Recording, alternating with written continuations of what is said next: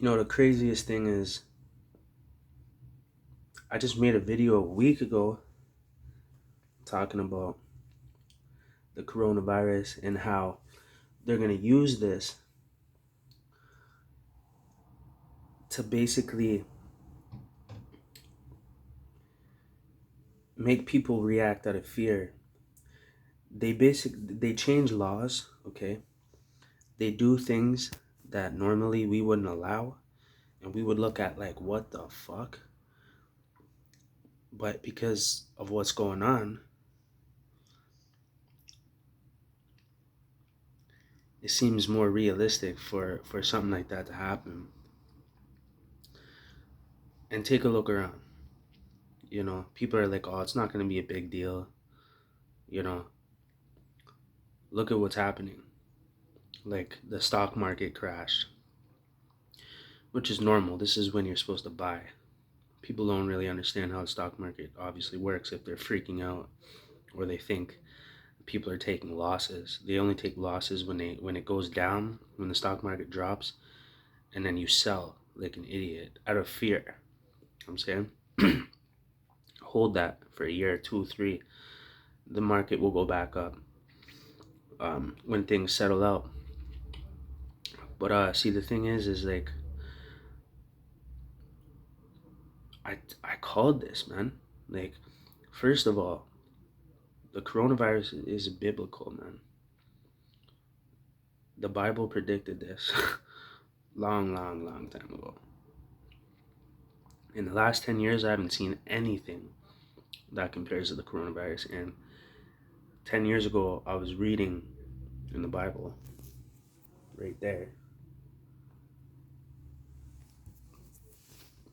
about things like this that were going to take place: plagues, famine. And then, like I said, the last 10 years, nothing compares.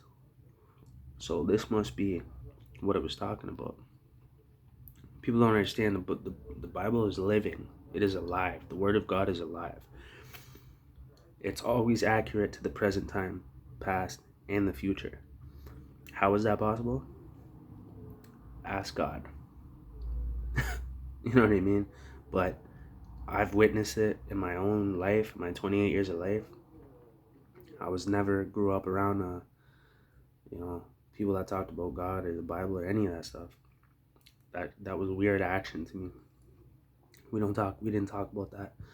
That was for the weirdos, is what I thought when I was young, until I woke up, and I was like, all right. I started reading a book,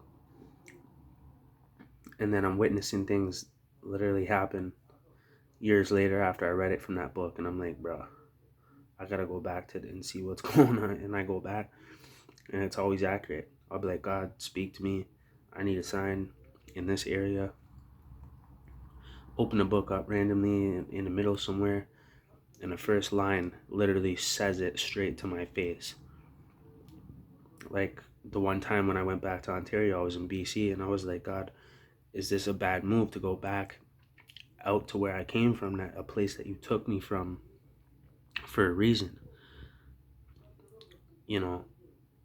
And I opened the Bible up thinking like, yo, I don't know, I could end up going out there and getting killed or going to jail, because that's how it is out there, versus in BC it's not the same, nowhere near the same. And I found myself in a world of trouble out there. Never had the same issues out here. So first thing it said was, first line I read, stay in the land. I'm like, are you serious? I already knew I was going out there. So then I prayed and I said, God, I know you've given me a sign to stay out here in the land, but I have to go back for my mom. And please, you know, understand my decision. Forgive me, you know, for not listening, and protect me in my decision, even if it's against your will. And God did. I went through a lot in that year and a half that I went back out there, and realized I almost touched death a couple times, almost touched jail. For I would have got a deuce plus. I would have got 2 years plus. I would have hit the pen for the first time from things that happened that I was responsible for, that happened out there that I didn't want to happen. But you put yourself in a bad environment or a bad situation, you're going to get what you reap. You know what I'm saying? So God warned me, and he said, stay in the land. And the cities aren't the land. The land is the vastness. BC is the most vast place in Canada for like forest, rainforest, like ancient for like the oldest trees in Canada are out here. This is the land that people live off of. People don't live off the land and on too much in Ontario. It's more populated than it is not. So, but bottom line is, I've been talking about these times, man, because of the Bible. I've been talking about how we need to flee the cities. Man, they're gonna lock you in. This is what I've been saying for 10 years.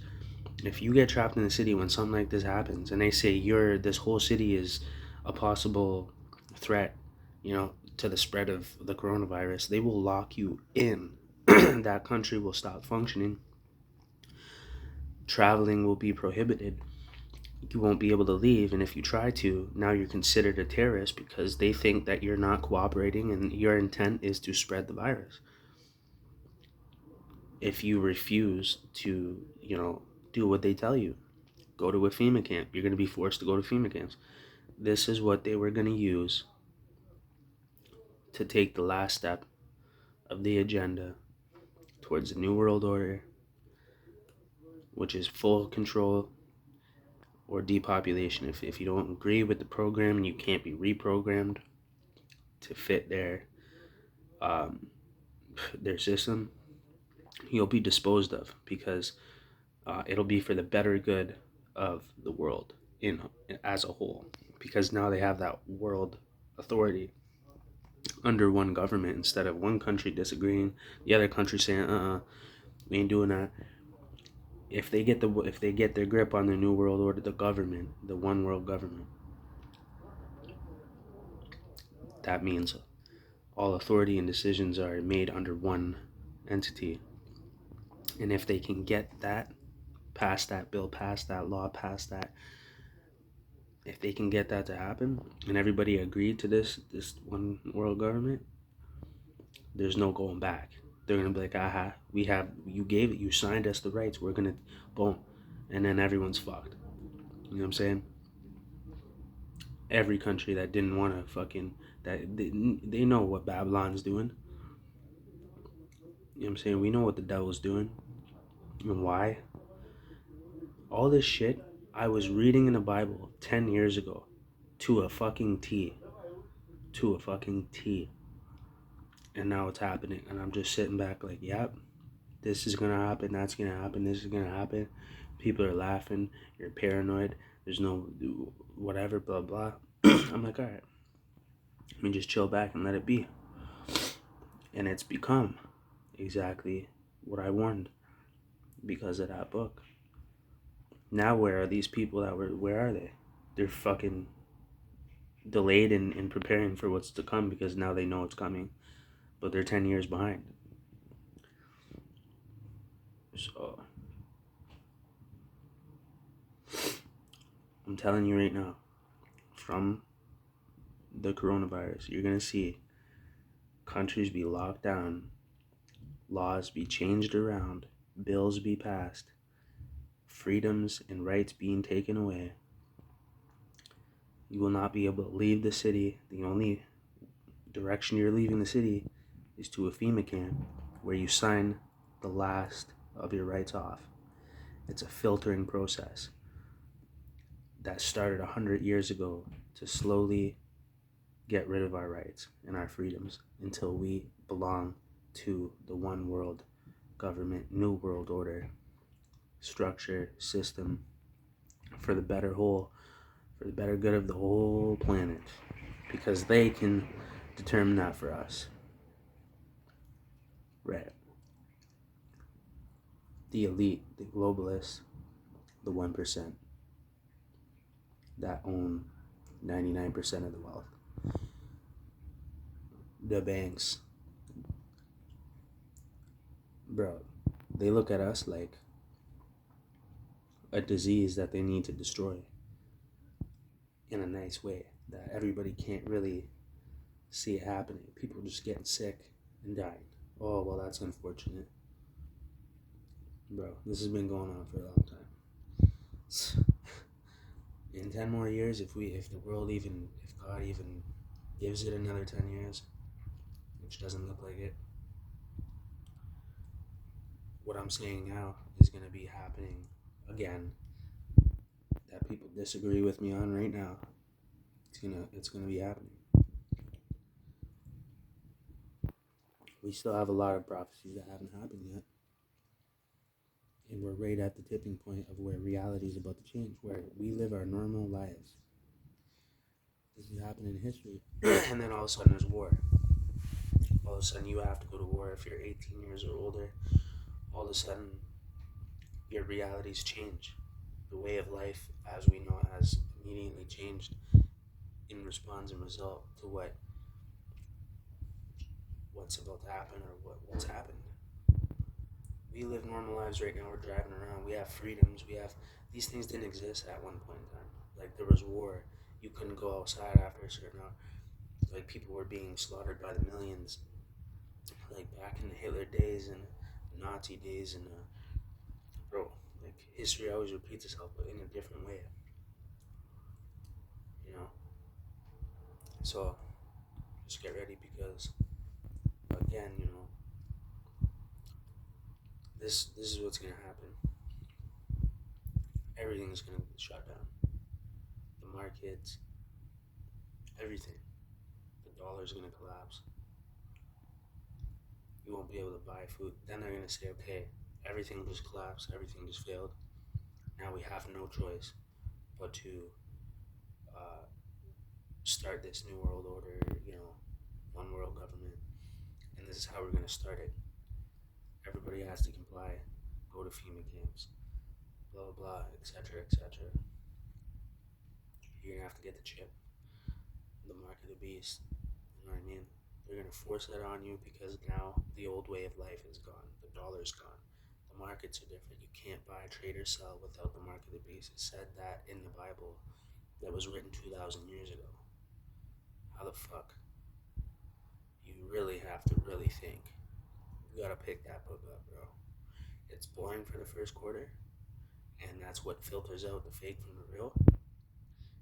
The book will deter the people that are not there for the right reason, and they won't make it past the first quarter of the book.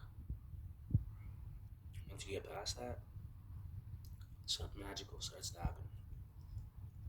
And your logical self will notice it. And then what seems logical won't have the same, it won't be logical no more. And that means that your logic was based on something that's not correct or accurate. So you would have to change what the description of logic even is. And we don't do that. So we can't see what's going on. But just get ready. Don't get trapped.